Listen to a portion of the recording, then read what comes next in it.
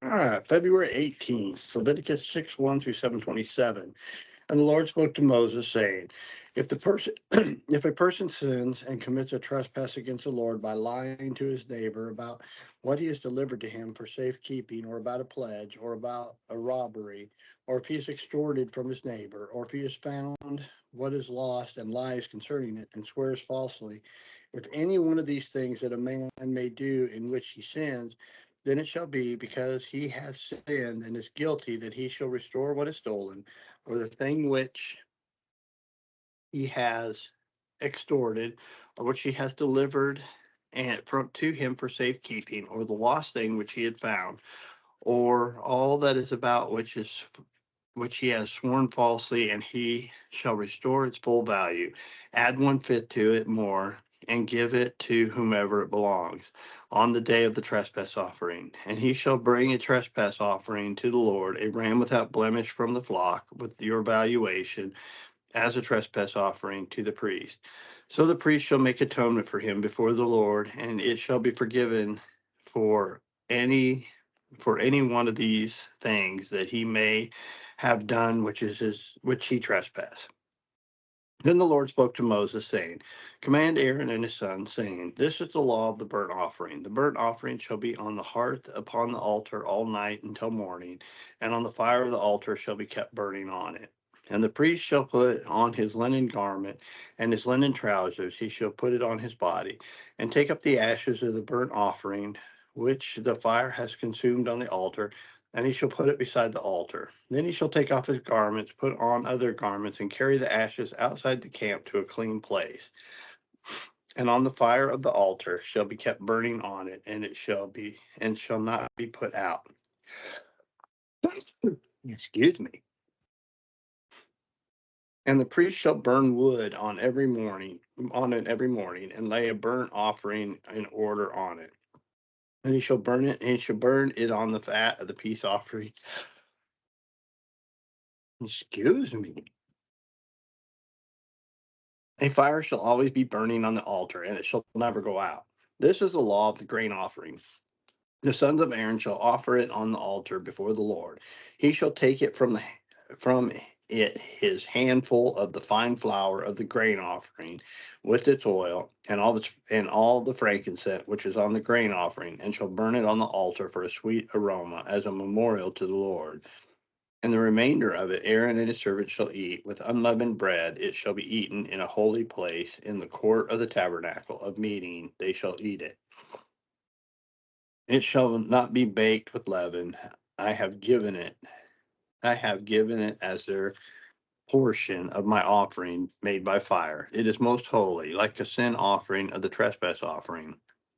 All the males among the children of Aaron may eat it. It shall be a statute forever for your generations concerning the offerings made by fire to the Lord. Everyone who touches them must be holy.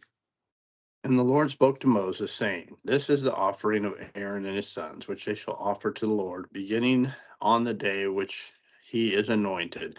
One tenth of an ephah of fine flour as a daily grain offering, half of it in the morning, half of it at night. It shall be made in a pan with oil. When it is mixed, you shall bring it in. The baked pieces of the grain offering you shall offer for a sweet aroma to the Lord. The priest from among his sons, who is anointed in his place, shall offer it. It is a statute forever to the Lord. It is to be wholly burned. The grain offering for the priest shall be wholly burned, it shall not be eaten. Also the Lord spoke to Moses, saying, speak to Aaron and his sons, saying, this is the law of the sin offering. In the place where the burnt offering is killed, the sin offering shall be killed before the Lord. It is most holy. The priest who offers it for a sin shall eat it. The holy place In the holy place where it shall be eaten, in the court of the tabernacle of meeting. Everyone who touches its flesh must be holy.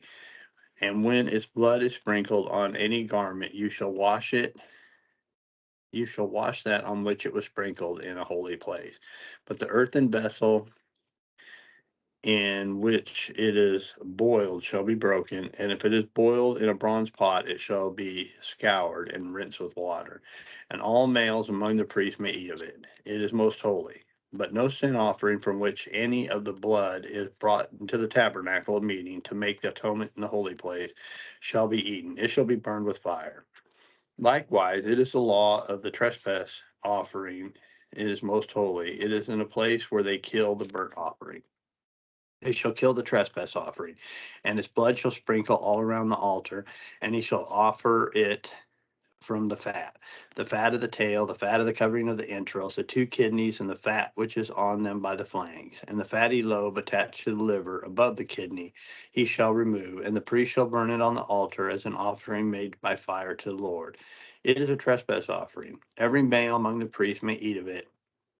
It shall be eaten in a holy place. It is most holy. The trespass offering is like the sin offering. There is one law for them both. The priest who makes atonement with it shall have it. And the priest who offers anyone's burnt offering, the priest shall have himself the skin of the burnt offering which is offered. Also, every grain offering that is baked in the oven, and all that is prepared in a covered pan or in a pan, shall be the priest who offers it. Every grain offering, whether mixed with oil or dry, shall belong to the sons of Aaron, to one as much as the other. This is the law of the sacrifice of the peace offering which shall offer to the Lord. If he offers it as a thank offering, he shall offer it with the sacrifice of thanksgiving, unleavened cakes mixed with oil, unleavened wafers anointed with oil, and or cakes of blended flour mixed with oil. Besides the cakes, as he offered as his offering, he shall offer leavened bread with the sacrifices of thanksgiving as a peace offering. And from it he shall offer one cake from each offering as a heave offering to the Lord. It shall belong to the priest who sprinkles the blood of the peace offering. The flesh of the sacrifice of his peace offering for thanksgiving shall be eaten on the same day it is offered. He shall not leave any of it till morning. But if the sacrifice of his offering is a vow of voluntary offering, it shall be eaten in the same day that he offers his sacrifice. But on the next day the remainder of it shall also be eaten, and the remainder of the flesh of the sacrifice on the third day must be burned with fire. And any of the flesh of the sacrifice of his peace offering is eaten on the third day. It shall not be accepted, nor shall it be imputed to him. It shall be an abomination to him who offers it, and the person who eats of it shall bear guilt. The flesh that touches any unclean thing shall not be eaten. It shall be burned with fire. And as for the clean flesh, all who are clean may eat of it. But the person who eats the flesh of a sacrifice of the peace offering that belongs to the Lord, while he is unclean, that person shall be cut off from his people. Moreover, the person who touches any unclean thing, such as human uncleanliness, or an unclean animal, or any abominable unclean thing, and who eats of the flesh of the sacrifice of the peace offering that belongs to the Lord, that person shall be cut off from his people. And the Lord spoke to Moses, saying, Speak to the children of Israel, saying, You shall not eat any fat of the ox, sheep, or goat, and the fat of an animal that dies naturally, and the fat that is torn by wild beasts, and may be used in any other way. But you shall by no means eat of it. For whoever eats of the fat of the animal of which men offer an offering made by fire to the Lord, the person who eats of it shall be cut off from the people.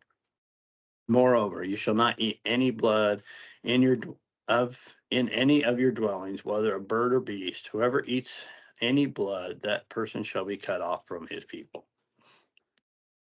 Okay, Mark 3:7-10. But Jesus withdrew with his disciples to the sea, and a great multitude from Galilee followed him, and from Judea and Jerusalem and Idumea and beyond the Jordan, and from those of Tyre and Sidon, a great multitude, when they heard how many things he was doing, came to him. So he told his disciples that a small boat should be kept ready. Ah, for him because of the multitude, lest they should crush him.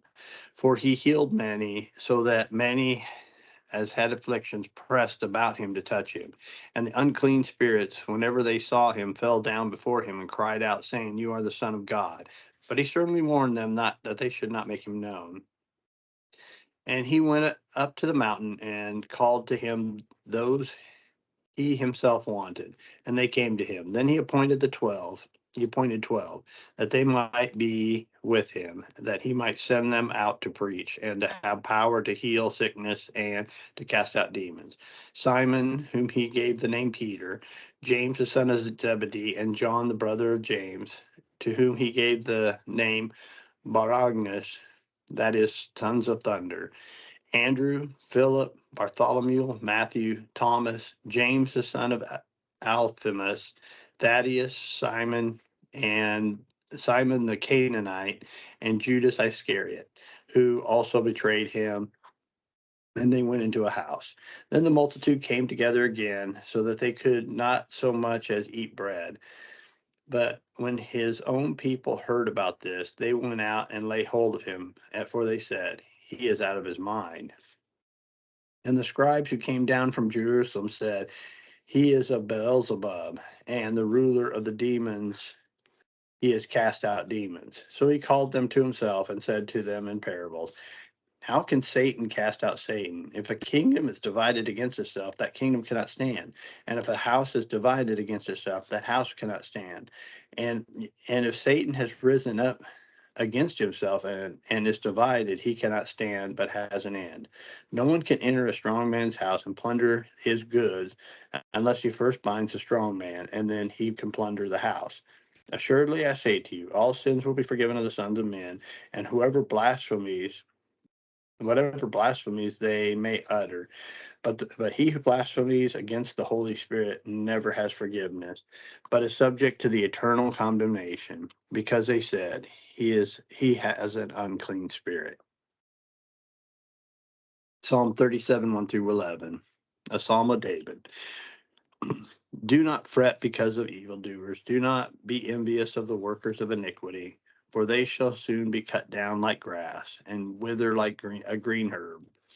Trust in the Lord and do good. Dwell in the land and feed on its faithfulness. Delight yourself also in the Lord, and he shall give you the desires of your heart. Commit your way to the Lord, trust also in him, and he shall bring it to pass. And he shall bring forth your righteousness as the light, and your justice as the noonday. Rest in the Lord and wait patiently for him. Do not fret because of him who prospers in his way, because of the man who brings wicked schemes to pass. Cease from anger and forsake wrath. Do not fret, it only causes harm.